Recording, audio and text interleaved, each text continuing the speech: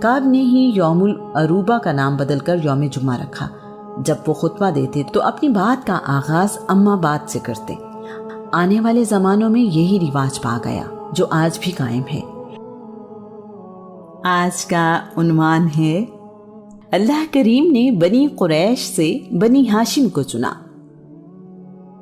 جبرائیل امین ایک دن رسول اللہ صلی اللہ علیہ وآلہ وسلم کی خدمت میں حاضر ہوئے اور رسول اللہ سے عرض کی، میں نے زمین کے مشارق اور مغارب کو کھنگالا ہے، میں نے آپ رسول اللہ سے بہتر کسی کو نہیں دیکھا۔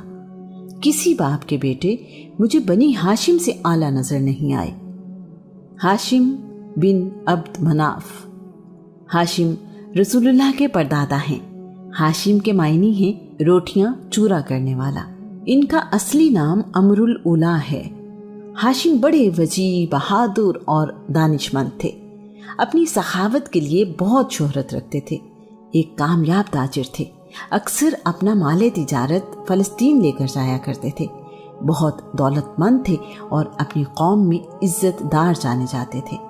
ہاشم غریب پرور، رحم دل اور درد مند شخصیت کے مالک تھے۔ ہاشم پیدا ہوئے تو ان کا جڑواں بھائی عبد شمس بھی پیدا ہوا۔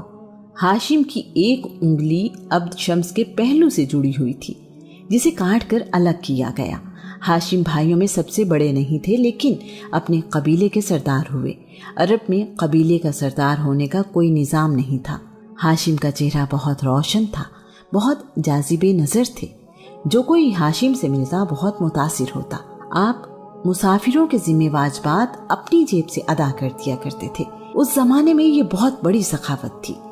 آج کل کی طرح بینک یا رقم بھجوانے کا کوئی طریقہ نہیں ہوا کرتا تھا۔ دیار غیر میں ایسی مدد ملنا بہت بڑی بات تھی۔ ہاشم میں ان کے دادا قصی کی بہت ساری خوبیاں پائی جاتی تھیں۔ وہ نہ صرف حاجیوں کے لیے کھانے کا انتظام کرتے، بلکہ مکہ کے غریبوں کے لیے ان کا دسترخوان ہمیشہ بچھا رہتا تھا۔ انہیں اپنے لوگوں کی بہت فکر رہتی۔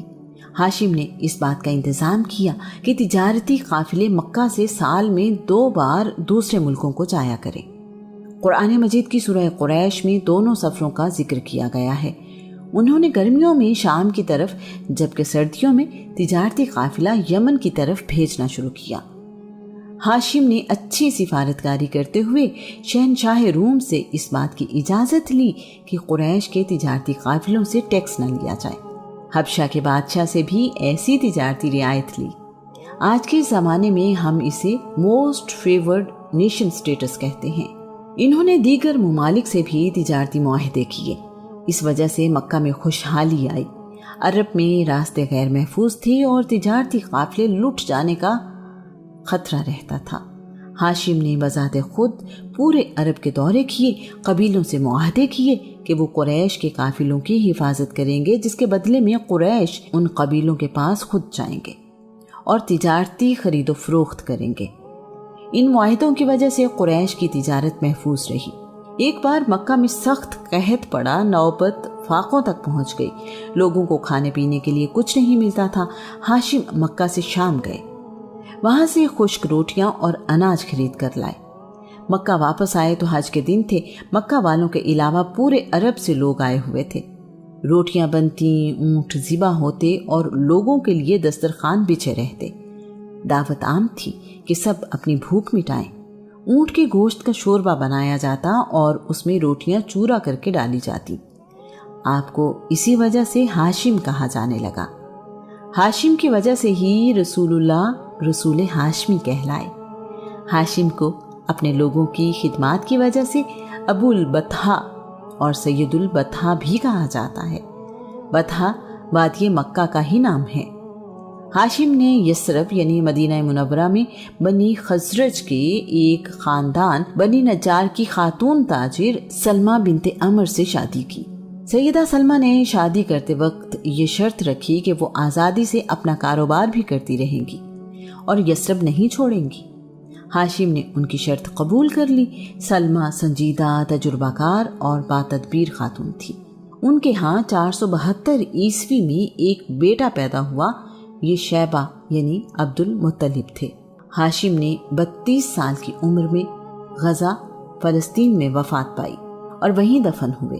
ہاشم کی عبد المطلب کے علاوہ اور بھی اولاد تھی، لیکن بعد میں ہاشم کی اولاد میں صرف عبد المطلب کی نسل ہی باقی رہی۔ عبد المطلب بن ہاشم۔ عبد المطلب رسول اللہ کے دادا ہیں۔ ان کا اصل نام شیبہ ہے۔ جب وہ پیدا ہوئے تو ان کے سر پر چند بال سفید تھے، اسی نسبت سے ان کا نام شیبہ رکھا گیا، جس کا مطلب ہے بوڑھا۔ ان کی ولادت یثرب یعنی مدینہ منورہ میں ہوئی۔ ہاشم کے 3 بھائی ہیں جن کے نام عبد شمس، مطلب اور نوفل ہیں۔ عبد شمس اپنے کاروبار کے سلسلے میں زیادہ تر یمن اور ملک شام میں رہا کرتے تھے، جبکہ نوفل تجارت کے لیے زیادہ وقت عراق میں گزارا کرتے تھے۔ ہاشم کی وفات کے بعد ان کے بھائی مطلب بن عبد مناف قبیلے کے سردار بنے۔ شیبہ اور ان کی والدہ سلمہ یثرب میں ہی رہنے لگے۔ اس دوران 8 سال کا عرصہ گزر گیا۔ قبیلہ بنی حارث بن عبد مناف سے تعلق رکھنے والے ثابت بن منذر یعنی شاعر رسول حسان بن ثابت کے والد نے دیکھا کہ نہایت خوبصورت اور جاذب نظر بچہ تیر اندازی کر رہا ہے۔ جب اس کا تیر نشانے پر جا کر لگتا تو فخریہ کہتا ہے، میں ہاشم کا بیٹا ہوں، بطحا کے سردار کا بیٹا۔ مکہ جا کر ثابت بن منذر اپنے دوست مطلب سے ملے اور ساری بات انہیں بتائی۔ ساتھ ہی کہا، یہ مناسب نہیں کہ ہاشم کا بیٹا غریب الوطنی میں زندگی گزارے، اسے جا کر اپنے وطن واپس لائیے تاکہ وہ بھی اپنے باپ دادا کی زمین اور خاندان میں پلے بڑھے۔ مطلب نے جواباً کہا، میں ابھی یثرب جاتا ہوں اور اپنے بھتیجے کو لے کر آتا ہوں۔ شیبہ کو مکہ لانا آسان کام نہیں تھا۔ سیدہ سلمہ ایک کامیاب تاجر خاتون تھی، سمجھدار اور خوددار تھی۔ سلمہ کی اپنے بیٹے سے محبت، شیبہ کی یثرب میں پرورش، نانا کا خاندان اور اس شہر سے لگاؤ، سب اس میں رکاوٹ تھے۔ مطلب کی درخواست پر سیدہ سلمہ نے انکار کر دیا۔ مطلب 3 دن یثرب میں رکے رہے۔ آخر کار انہوں نے اپنی بھابھی کو قائل کر لیا۔ سلمہ نے خود تو مکہ آنے سے معذرت کر لی، لیکن بیٹے کے مستقبل کی خاطر مطلب کے ساتھ مکہ بھیج دیا۔ مطلب مکہ میں داخل ہوئے تو شیبہ ان کے ساتھ اونٹنی پر سوار تھے۔ آپ جدھر سے گزرتے لوگ پوچھتے، یہ کون ہے جو تمہارے ساتھ اونٹنی پر سوار ہے؟ مطلب جواب دیتے، یہ میرا عبد یعنی غلام ہے۔ مطلب اپنے گھر گئے تو بیوی کے پوچھنے پر بھی یہی جواب دیا۔ شیبہ کو نہلا دھلا کر نئے کپڑے پہنائے گئے۔ مطلب ان کو لے کر باہر آئے اور اعلان کیا، یہ شیبہ ہے، میرے بھائی ہاشم کا بیٹا۔ عبد المطلب یعنی مطلب کا غلام ایسا مشہور ہوا کہ شیبہ اسی میں گم ہو گیا۔ تاریخ انہیں عبد المطلب کے نام سے ہی جانتی ہے۔ ہاشم کی وفات کے بعد ان کی ساری ذمہ داری ہاشم کے چھوٹے بھائی مطلب نبھاتے رہے۔ عبد المطلب جوان ہوئے تو انہوں نے ہاشم کی جائیداد اور تمام مناصب اپنے بھتیجے عبد المطلب کے حوالے کر دیے۔ ہم اس بات کا ذکر ایسی زمین جہاں کوئی کھیتی باڑی نہیں میں کر چکے ہیں کہ بنی جرہم وقت گزرنے کے بعد اپنے وعدے پر قائم نہ رہے۔ انہوں نے زمزم کے چشمے پر قبضہ کر لیا۔ بنی جرہم کی حکومت تقریباً 450 سال تک مکہ پر رہی۔ مکہ آنے والے حاجیوں پر ان کا ظلم اور زیادتیاں بہت بڑھ گئیں تو اللہ کریم نے ان سے حکومت چھیننے کے انتظامات کر دیے۔ عبد المطلب سے 500 سال پہلے بنی جرہم، بنی اسماعیل اور بنی خزاعہ میں لڑائی ہوئی۔ اس وقت بنی جرہم کا سردار عمر بن حارث جرہمی تھا۔ بنی جرہم کو جب اپنی شکست یقینی نظر آئی تو انہوں نے کعبہ میں موجود نوادرات چشمہ زمزم میں پھینک دی۔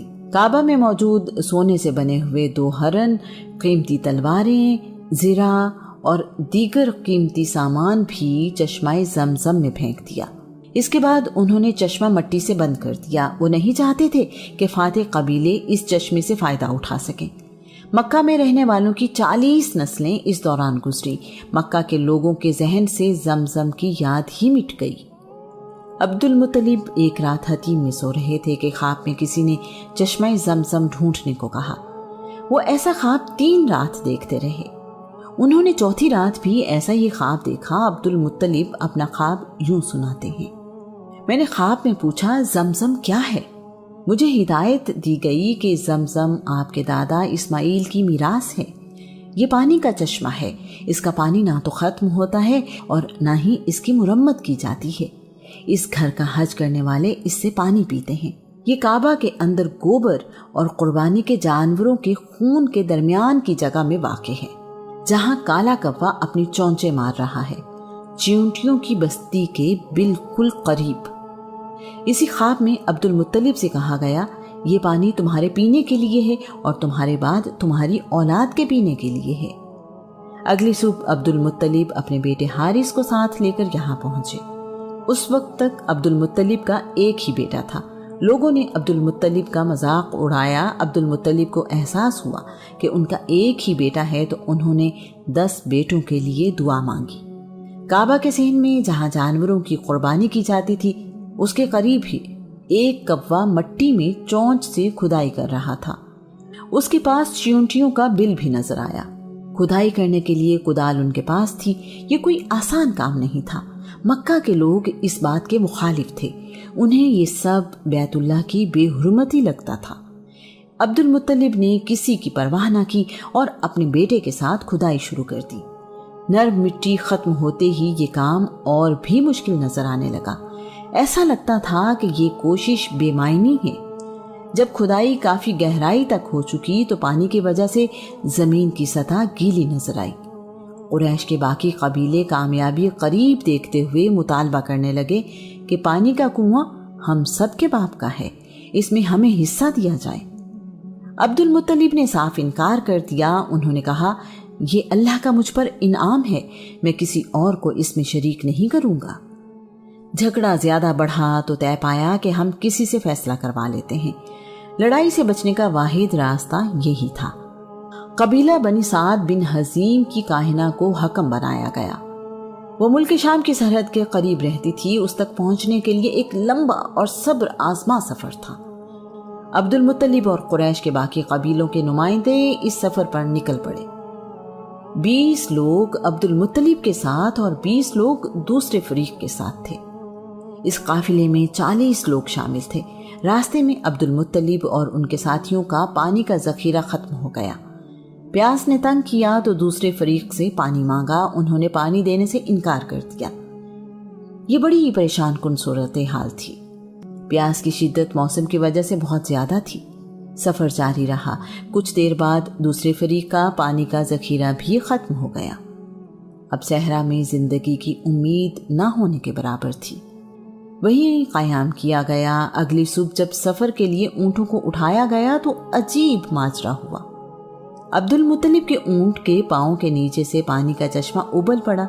سب حیران تھے کہ صحرا میں پانی کا چشمہ۔ عبد المطلب اور ان کے ساتھیوں نے اپنی پیاس بجھائی۔ باقی راستہ طے کرنے کے لیے اپنے مشکیزے بھر لیے۔ عبد المطلب نے دوسرے فریق کو بھی پانی پینے اور ذخیرہ کرنے کی اجازت دی۔ پانی پینے اور ذخیرہ کر لینے کے بعد دوسرے فریق نے کہا عبد المطلب اب آگے جانے کی ضرورت نہیں۔ اگر اللہ تمہیں اس صحرا میں پانی کا چشمہ عطا کر سکتا ہے تو زمزم پر ہمارا دعویٰ درست نہیں، ہم اپنا دعویٰ واپس لیتے ہیں۔ تمام لوگ یہاں سے مکہ واپس آ گئے۔ عبد المطلب نے واپس آ کر چشمہ زمزم کی کھدائی دوبارہ شروع کر دی۔ چشمہ ظاہر ہو گیا تو ایک نئے جھگڑے نے سر اٹھا لیا۔ اس چشمے سے ملنے والے نوادرات، تلواریں اور سونے کے ہرن اب لڑائی کی وجہ تھے۔ فیصلہ ہوا کہ فریقین کے درمیان فال نکالی جائے۔ فال میں جو فیصلہ ہو وہ سب کو منظور ہوگا۔ کعبہ کے فال نکالنے والے کو یہ ذمہ داری دی گئی۔ تیروں پر کعبہ، عبد المطلب اور دوسرے قبیلے لکھ دیے گئے۔ زرد رنگ کے 2 تیر کعبے کے لیے، سیاہ رنگ کے 2 تیر عبد المطلب کے لیے اور سفید رنگ کے 2 تیر قریش کے لیے تھے۔ کعبہ کے لیے فال نکالی گئی تو فال سونے کے ہرنوں پر نکلی۔ سونے سے بنے ہوئے ہرن کعبہ کی ملکیت ہو گئے۔ باقی قوم کے لیے فال نکالی گئی تو تیر خالی نکلے۔ عبد المطلب کے لیے فال نکالی گئی تو نوادرات پر نکلی۔ عبد المطلب نے سونے سے بنے ہوئے ہرن پگھلا کر اسے کعبہ کا دروازہ بنوایا۔ یہ پہلا موقع تھا کہ کعبہ کا دروازہ سونے سے بنایا گیا۔ عبد المطلب پہلے شخص تھے جو مکہ سے 5 کلومیٹر دور غار حرا میں جا کر عبادت کرنے لگے۔ آپ ماہ رمضان کا چاند نظر آتے ہی غار حرا میں تشریف لے جاتے، سارا مہینہ عبادت اور تنہائی میں گزارتے تھے۔ عبد المطلب بھی حنیف یعنی ایک خدا کی عبادت کرنے والے تھے۔ عبد المطلب بہت سخی تھے، ان کی دعا رد نہیں ہوتی تھی۔ عبد المطلب کا چہرہ بڑا روشن اور نورانی تھا۔ جب قریش کو قحط سالی کا خطرہ ہوتا تو عبد المطلب کے وسیلے سے بارش کی دعا مانگا کرتے، اللہ کریم بارش عنایت فرماتا۔ آپ کے چہرے سے خیر اور برکت نمایاں تھی، ان کے جسم سے خوشبو آیا کرتی تھی۔ عبد المطلب دراز قد اور خوبصورت رنگ و روپ کے مالک تھے۔ آپ لڑکیوں کو زندہ دفن کرنے والوں کو سختی سے روکتے، آپ چور کے ہاتھ کاٹ دیتے تھے۔ عبد المطلب ایک روبدار شخصیت کے مالک تھے۔ عرب کے بڑے بڑے سردار ان کے سامنے باادب رہا کرتے تھے۔ آپ نے ہی یمن سے واپس آ کر مکہ والوں کو سفید بالوں کو رنگ کرنے کا طریقہ سکھایا۔ عبد المطلب نے چشمہ زمزم کی کھدائی کے دوران دعا مانگی، یا اللہ مجھے 10 بیٹے عطا فرما، وہ میری زندگی میں جوان بھی ہو جائیں تو میں ان میں سے ایک بیٹا تیری راہ میں قربان کروں گا۔ عبد المطلب نے 5 شادیاں کی۔ اللہ کریم نے عبد المطلب کی دعا قبول کرتے ہوئے انہیں 10 بیٹے عطا کیے۔ ان کے بیٹے ان کی زندگی میں ہی جوان ہو گئے۔ عبداللہ کی قربانی کے زمانے کے بعد عبد المطلب کے مزید 3 بیٹے پیدا ہوئے جو عباس، حمزہ اور مقوم ہیں۔ عبد المطلب کے بیٹے حارث بن عبد المطلب، قاسم بن عبد المطلب، زبیر بن عبد المطلب، ابی طالب بن عبد المطلب، مصعب بن عبد المطلب، ابو لہب بن عبد المطلب، زرار بن عبد المطلب، غیداق بن عبد المطلب، حجل بن عبد المطلب، عبداللہ بن عبد المطلب، عباس بن عبد المطلب، حمزہ بن عبد المطلب، مقوم بن عبد المطلب۔ عبد المطلب کی بیٹیاں ام حکیم بیضہ بنت عبد المطلب، عاتکہ بنت عبد المطلب، امیمہ بنت عبد المطلب، عروہ بنت عبد المطلب، برہ بنت عبد المطلب، صفیہ بنت عبد المطلب۔ ابن سعد کے مطابق جناب عبد المطلب کے 13 بیٹے ہیں۔ رسول اللہ کے باپ دادا اعلیٰ روایات، ظرف، خوبیوں اور کمالات کے مالک ہیں۔ دنیاوی اعتبار سے بھی بہترین خاندان ہے۔ اللہ کریم نے اپنے رسول کو بہترین لوگوں کی نسل سے پیدا کیا۔ اپنے ہم عمر بچوں کے ساتھ کھیلتا ہے۔ رسول اللہ کے چچا حمزہ آپ کے ہم عمر ہیں۔ جناب حالہ سے عبد المطلب کی ایک بیٹی صفیہ بنت عبد المطلب بھی ہیں جو رسول اللہ سے 2 سال چھوٹی ہیں۔